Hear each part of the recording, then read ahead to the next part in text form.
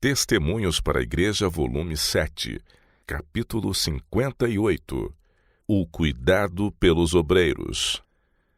Deve ser constituída uma provisão para cuidar dos ministros e outros fiéis servos de Deus que, por causa dos esforços e trabalho em excesso na sua causa, ficaram doentes e precisam descansar e restabelecer-se, ou que, por causa da idade ou perda da saúde, não podem mais suportar os fardos e o calor do dia.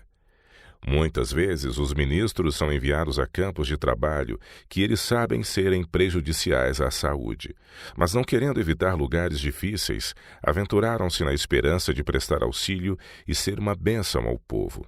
Passando algum tempo, descobrem que a saúde começa a falhar. Tentam uma mudança de clima e de trabalho, mas sem alívio. Então, o que devem fazer?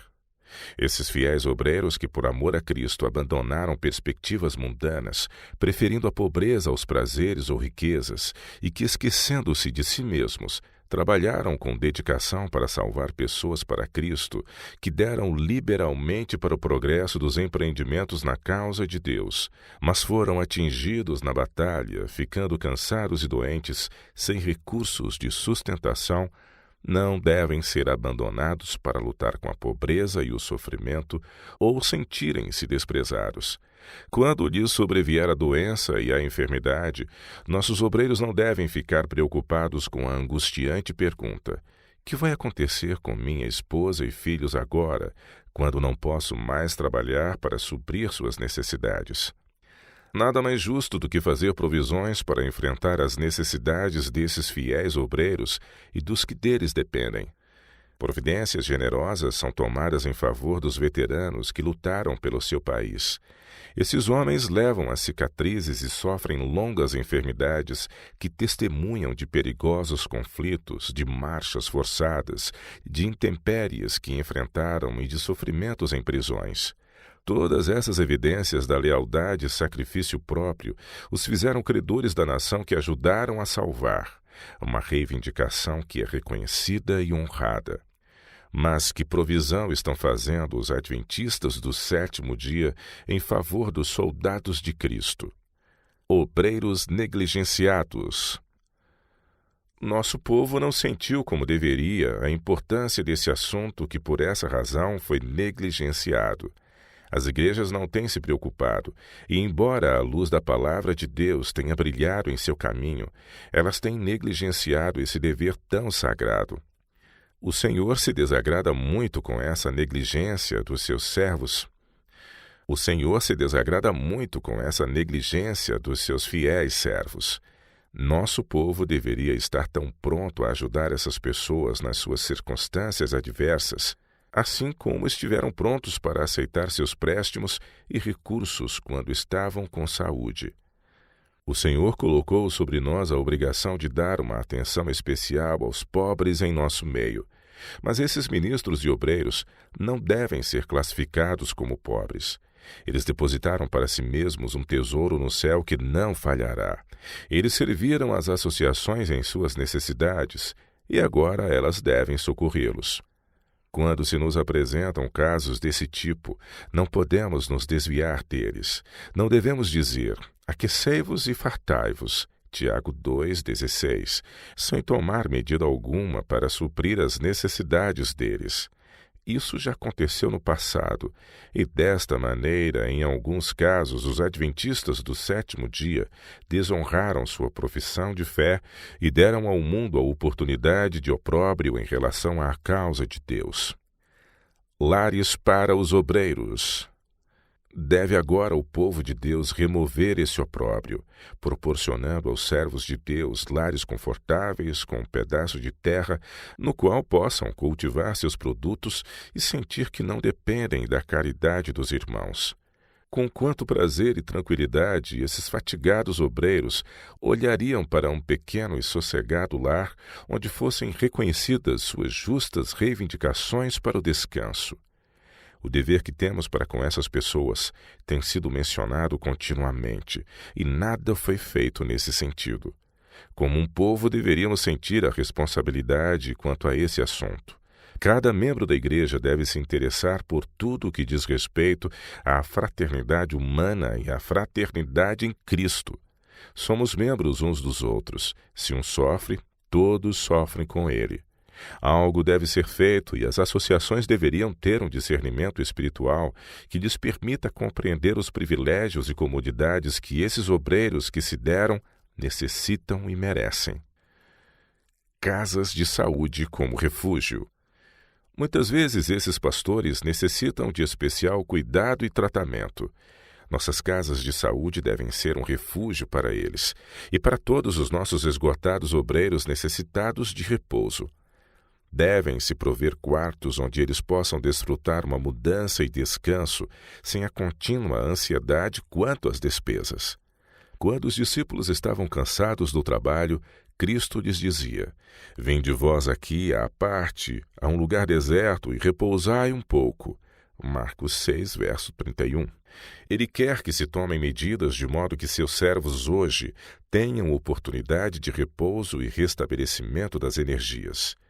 Nossas casas de saúde se devem abrir aos nossos operosos pastores, que fizeram tudo a seu alcance para garantir fundos para a edificação e sustentação dessas instituições, e em qualquer tempo em que eles se encontrem na necessidade das vantagens aí oferecidas, devem fazer com que eles se sintam como em casa. Esses obreiros não deveriam, em tempo algum, ter que pagar preços elevados pela pensão e tratamento, sem ser considerados como mendigos ou levados de algum modo a se sentir como tais diante daqueles de cuja hospitalidade dependem. Manifestar liberalidade no uso dos recursos que Deus proveu para seus gastos e extenuados servos é, aos seus olhos, genuíno trabalho missionário. Os obreiros de Deus acham-se ligados a Ele, e quando são recebidos convém lembrar que se recebe a Cristo na pessoa de seus mensageiros. Assim Ele o requer, e é desonrado e se desagrada quando eles são tratados indiferentemente, com mesquinhez ou egoísmo. A bênção de Deus não acompanha um tratamento dessa espécie dado a qualquer de seus escolhidos. Entre a Irmandade Médica nem sempre tem havido certa agudeza de percepção para discernir essas coisas. Alguns não as têm considerado como deveriam. Que o Senhor santifique a percepção dos que têm a administração de nossas instituições, a fim de que saibam quem deve receber verdadeira simpatia e cuidado. O ramo da causa pelo qual esses cansados obreiros trabalham deve mostrar apreço por seus esforços, auxiliando-os no tempo da necessidade, assumindo com o hospital as despesas. Alguns obreiros se acham em situação que lhes permite pôr de parte um pouco do salário, e assim devem fazer, se possível, a fim de enfrentar a uma emergência. Todavia, mesmo esses devem ser recebidos como uma bênção para o hospital. Mas a maior parte de nossos obreiros tem diversas e grandes obrigações a satisfazer. Todas as vezes que se necessitava de dinheiro, eles eram solicitados a ajudar, a abrir caminho para que a influência de seu exemplo pudesse estimular os outros a serem liberais e a causa de Deus progredisse. Eles sentiam tão intenso desejo de implantar o estandarte em novos campos que muitos tomavam mesmo dinheiro emprestado para ajudar em vários empreendimentos. Não davam de má vontade, mas sentiam que era um privilégio trabalhar pela divulgação da verdade. Atendendo assim aos pedidos de dinheiro, ficaram muitas vezes com bem poucas economias. O Senhor tem mantido um relatório exato de sua liberalidade para com a causa. Sabe a boa obra que eles têm feito, obra de que os obreiros mais jovens nem suspeitam. Ele tem sido conhecedor de todas as privações e renúncias da parte desses obreiros. Tem registrado todas as circunstâncias desses casos. Tudo se acha escrito nos livros.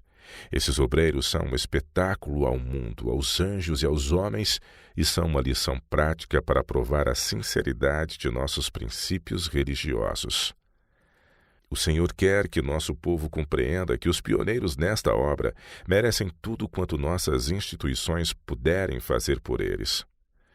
Deus nos pede para compreender que aqueles que envelheceram em seu serviço merecem nosso amor, honra e profundo respeito. Um fundo para obreiros. Deve-se instituir um fundo para os obreiros que não podem mais trabalhar. Não podemos estar livres de culpa diante de Deus, a menos que façamos todo o esforço que é justo a esse respeito, e isso sem demora. Existem entre nós alguns que não veem a necessidade desse movimento. Sua oposição, porém, não deve ter influência sobre nós. Os que propõem em seu coração ser justos e fazer o que é justo devem agir firmemente e prosseguir para a realização de uma boa obra que o Senhor requer que se faça. Muitos estão tranquilos, protelando realizar um bom trabalho com seus recursos. Mas até quando isso vai durar? Devemos amar o dinheiro de maneira que o escondamos na terra? Deus está chamando os cooperadores de todos esses empreendimentos. Os recursos devem ser abundantes, mas se forem disponibilizados de má vontade, com mais desejo mesmo de investir tudo em algum negócio mundano, não receberão a recompensa. A humilde dádiva da classe pobre não é, aos olhos de Deus, inferior à maior oferta do mais rico. O Senhor acrescenta sua bênção à dádiva, transformando-a em frutos de amor de acordo com a alegria do coração com que foi dada. A menor moeda de cada doador deve ser cuidadosamente apreciada. Necessita-se agora do ardor dos jovens. Eles devem pôr de lado a vaidade e restringir seus desejos. Quero persuadi-los e também a todo o nosso povo, que usualmente investe em coisas desnecessárias, a aplicar em coisa mais sublime e sagrada. Que seja feito possível para criar um fundo para os ministros idosos, que se gastaram no trabalho e cuidados. Consagrem tudo o que têm para o Senhor. Não usem o seu dinheiro para se gratificarem. Não permitam que os seus recursos saiam das suas mãos meramente para beneficiar os próprios desejos ou de outros. Ao gastarem, considerem que o dinheiro que manuseiam é do Senhor e que devem prestar contas de seu uso. Aos idosos que estão perdendo sua segurança nesta vida, apelo para fazerem disposição correta dos seus bens do Senhor, antes de dormirem em Jesus. Lembrem-se de que são mordomos do Senhor. Devolvam o que pertence ao Senhor enquanto vivem. Não falhem em resolver isso enquanto ainda raciocinam bem. À medida que a velhice chega, é nosso dever dispor dos recursos que temos para os propósitos estabelecidos por Deus. Satanás está usando de todos os expedientes para desviar da causa do Senhor os recursos de que ela tanto necessita. Muitos estão ligando seus talentos financeiros a empreendimentos mundanos, quando a causa de Deus precisa de todos os fundos para promover sua verdade e glorificar seu nome. Pergunto, não deveríamos depositar para nós mesmos tesouros no céu em bolsas que não envelhecem? Gostaria de insistir especialmente com os idosos que estão prestes a dispor dos seus meios para se lembrarem dos que ministraram fielmente a palavra e a doutrina. Coloquem seus recursos onde, caso falte a saúde ou a vida, possam ser investidos na causa de Deus. Dessa forma, serão entregues aos banqueiros celestiais, onde se multiplicarão constantemente. Chamo a atenção da Igreja como um todo e também dos membros individualmente para que devolvam com juros a Deus o capital que lhes foi confiado. Assim terão um tesouro no céu. Seja o seu coração fiel a Jesus. Mesmo que alguém pense ser o último de todos os santos, contudo, faz parte do corpo de Cristo e através dele se identifica com todas as suas agências humanas e com as excelentes e poderosas inteligências celestiais. Não vivemos para nós mesmos. A cada um é designado um posto de dever, não de conformidade com os interesses próprios e limitados, mas que a influência de cada um seja para o fortalecimento de todos. Se realmente cremos que somos individualmente um espetáculo ao mundo, aos anjos e aos homens, não deveríamos, como igreja, manifestar um espírito diferente do que manifestamos? Não somos uma igreja viva e que trabalha? As pequenas e grandes correntes de beneficência devem ser mantidas sempre fluindo. A providência de Deus vai muito adiante de nós, movendo-se muito mais depressa que a nossa liberalidade. O caminho para a edificação e progresso da causa de Deus é bloqueado pelo egoísmo, orgulho, cobiça, extravagância e amor à ostentação. Sobre toda a igreja recai a solene responsabilidade de fazer prosperar cada setor da obra. Se seus membros seguirem a Cristo, negarão a inclinação ao exibicionismo, o amor à moda, às casas elegantes e custosos mobiliários. É preciso que haja muito maior humildade, muito maior distinção do mundo entre os adventistas do sétimo dia. Do outro modo, Deus não nos aceitará, seja qual for nossa posição ou o caráter da obra em que estivermos empenhados. Economia e abnegação proverão para muitos, em condições medianas, os meios para a beneficência. É dever de todo discípulo de Cristo andar humildemente na trilha da abnegação palmilhada pela majestade do céu. Toda a vida do cristão deve ser de altruísmo, para que, ao serem feitos pedidos de auxílio, ele possa responder prontamente. Enquanto Satanás operar com irrefreável energia para destruir as pessoas, enquanto houver um chamado para obreiros no vasto campo da seara, haverá o convite para que se dê para o sustento da obra de Deus em qualquer de seus inúmeros setores. Solucionamos uma necessidade apenas para dar lugar a que se solucione outra de igual caráter. A abnegação pedida para que se obtenham meios a serem aplicados naquilo a que Deus dá o maior valor desenvolverá hábitos e um caráter que nos garantirão a aprovação, bem-estar e nos capacitarão a habitar para sempre na presença daquele que por nós se tornou pobre, para que por sua pobreza herdássemos riquezas eternas. As pessoas em cargos administrativos estão em perigo de serem esmagadas por muitas responsabilidades assumidas, mas o Senhor não coloca sobre alguém fardos demasiados para serem carregados. Ele calcula o peso de cada carga antes de permitir que esteja sobre o coração dos que estão trabalhando juntamente com ele. A cada um de seus obreiros, nosso amante Pai Celestial diz: lança o teu fardo sobre o Senhor, e ele te sustentará. Compreendam os que carregam fardos, que ele levará cada carga, grande ou pequena. Jesus consente em levar nossos fardos somente quando nele confiamos. Ele está dizendo: vinde a mim todos os que estáis cansados e oprimidos. Mateus 11, 28. Entregai-me as cargas, deixai que eu faça a obra que é impossível ser feita pelo instrumento humano. Confiemos nele. A preocupação é cega e não pode discernir o futuro. Mas Jesus vê o fim desde o princípio e em cada dificuldade ele tem seu caminho preparado para levar alívio. Permanecendo em Cristo, podemos tudo naquele que nos fortalece. Por causa de obreiros não consagrados, as coisas por vezes irão mal.